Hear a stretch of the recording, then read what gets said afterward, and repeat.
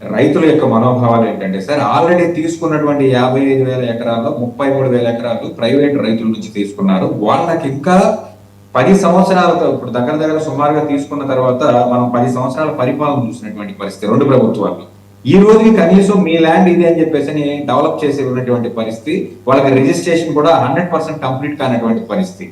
అక్కడ ఉన్నటువంటి ఇప్పుడు ఎప్పుడైతే కొత్తగా 40,000 ఎకరాలు ప్రపోజ్ చేశారో, ఆల్రెడీ జరుగుతున్న క్రయ విక్రయాలన్నీ కూడా పూర్తి స్థాయిలో మందగించుకుంది.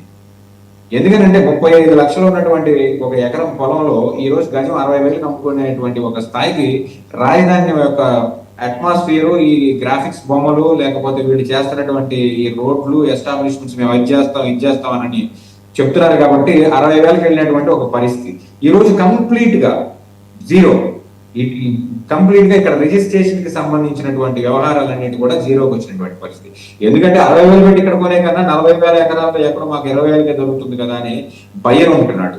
ఇచ్చే రైతులు కూడా ఈ రోజు ఆల్రెడీ ఇచ్చిన రైతులు కూడా మా ఫ్లాట్లు మాకు ఇచ్చి మీరు 40,000 తీసుకుంటారో 4 లక్షలు తీసుకుంటారో తీసుకో